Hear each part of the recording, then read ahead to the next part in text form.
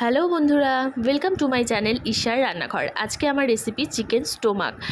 আজকে সানডে, তো সানডেতে আমাদের দুপুরে লাঞ্চে ছিল চিকেন স্টোমাক বা চিকেন গিজার্ড। আর এই চিকেন স্টোমাকটা চিকেনের মতো করেই আমি রান্না করব, আর খেতে কিন্তু ভীষণ ভালো লাগে। তার জন্য দেখো এখানে চিকেন স্টোমাকটাকে আমি ভালো করে কেটে নিয়েছি আর ভালো করে ধুয়ে নিয়েছি।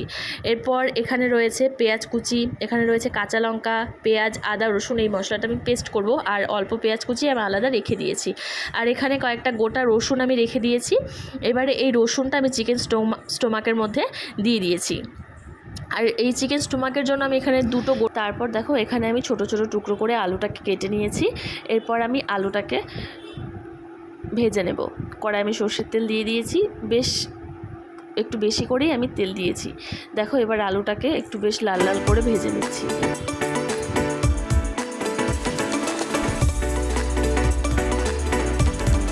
তারপর দেখো আলুটা কিন্তু আমার বেশ ভালো করে ভাজা হয়ে গেছে। এবার আলুটাকে আমি তুলে দিচ্ছি। তারপর পরে আমি আরও একটু সর্ষের তেল দিয়ে তার মধ্যে দিয়ে দিচ্ছি আমি একটা গোটা তেজপাতা, তারপর দিয়ে দিলাম অল্প একটু জিরে। এবার জিরে আর তেজপাতাটা একটু ভাজা হলে তার মধ্যে আমি পেঁয়াজ কুচিটা দিয়ে দিচ্ছি। এবার পেঁয়াজ কুচিটা দেওয়ার পর এটাকে আমি বেশ ভালো করে ভেজে নিচ্ছি। পেঁয়াজটাকে আমি ভেজে নিচ্ছি। তোমাদের কার কার চিকেন স্টোমাক খেতে ভালো লাগে অবশ্যই কিন্তু কমেন্ট করে জানিও।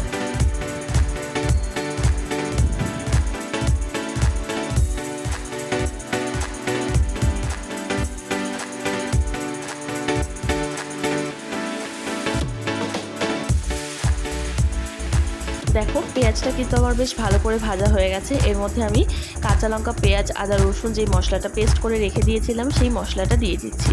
এরপর কিন্তু এর মধ্যে আমি দিয়ে দিচ্ছি ছোটো চামচের 3 চামচ মতো শুকনো লঙ্কা গুঁড়ো। আর এই শুকনো লঙ্কাটা কিন্তু আমাদের হোমমেড, বাইরের কেনা শুকনো লঙ্কা নয়। আর তারপর আমি দিয়ে দেবো এর মধ্যে 1 চামচ মতো হলুদ। তারপর এই মশলাটাকেও বেশ কিছুক্ষণ ধরে ভালো করে কষিয়ে নেব।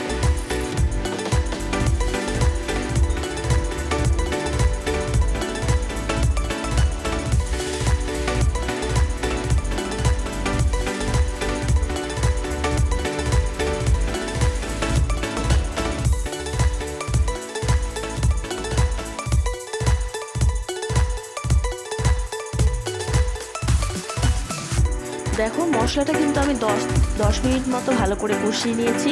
আর মশলা থেকে কিন্তু তেলটা ছেড়ে দিয়েছে। এরপর কিন্তু এর মধ্যে আমি চিকেন স্টোমাকটা দিয়ে দেব। আর এই মশলাটা তোমরা যতটা ভালো করে কষাবে তরকারির গ্রেভিটা কিন্তু তত ভালো হবে। তারপর দেখো এর মধ্যে আমি চিকেন স্টোমাকটা দিয়ে দিচ্ছি। দেখো এর মধ্যে চিকেন স্টোমাকটা দেওয়ার পর কিন্তু নুনটা দিয়ে দিচ্ছি। তারপর এই মশলাটাকে আমি 40 মিনিট মতো ভালো করে ঢেকে কিন্তু কষিয়ে নিয়েছি, নাহলে কিন্তু চিকেন স্টোমাকটা সেদ্ধ হবে না। এরপর এটাকে আমি ঢাকা দিয়ে গ্যাসের আঁচটা হাই টু মিডিয়াম রেখে দেবো।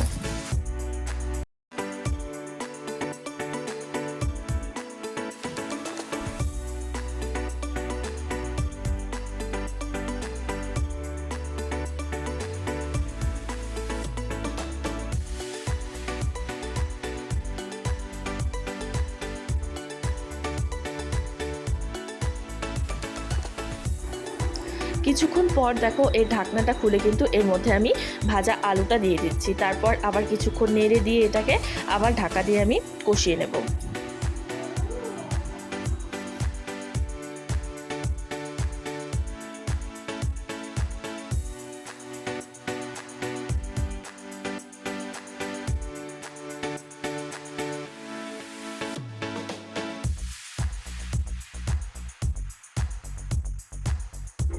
দেখো মশলাটা কিন্তু আমার ভালো করে কষানো হয়ে গেছে। আর এটা থেকে কিন্তু তেলটাও ছেড়ে দিয়েছে। এরপর কিন্তু এর মধ্যে আমি জল দিয়ে দেবো। আর জলটা কিন্তু তোমরা পরিমাণ করে দেবে, খুব বেশি জল দেওয়ার দরকার নেই। স্টোমাকটা যাতে সেদ্ধ হয় সেই পরিমাণ করেই কিন্তু জলটা দেবে। আর চিকেন স্টোমাকটা কিন্তু একটু গ্রেভি টাইপের হলেই ভালো লাগে।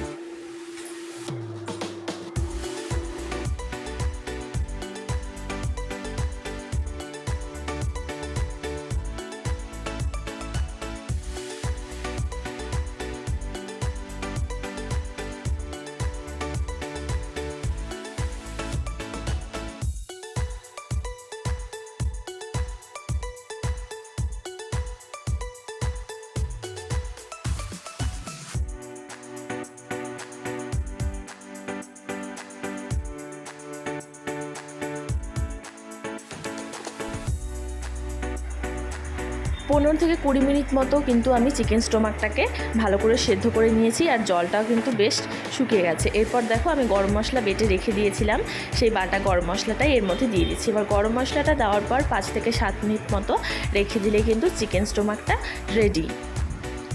আর সানডেতে এরকম দুপুরে যদি থাকে চিকেন স্টোমাক, চিকেন তো খেতে আমরা কম বেশি সবাই পছন্দ করি, আর এই চিকেন স্টোমাকটাও কিন্তু খেতে ভীষণ ভালো লাগে। ভিডিওটি ভালো লাগলে লাইক, কমেন্ট, শেয়ার, আর আমার চ্যানেলটাকে অবশ্যই সাবস্ক্রাইব করে দিও। টাটা।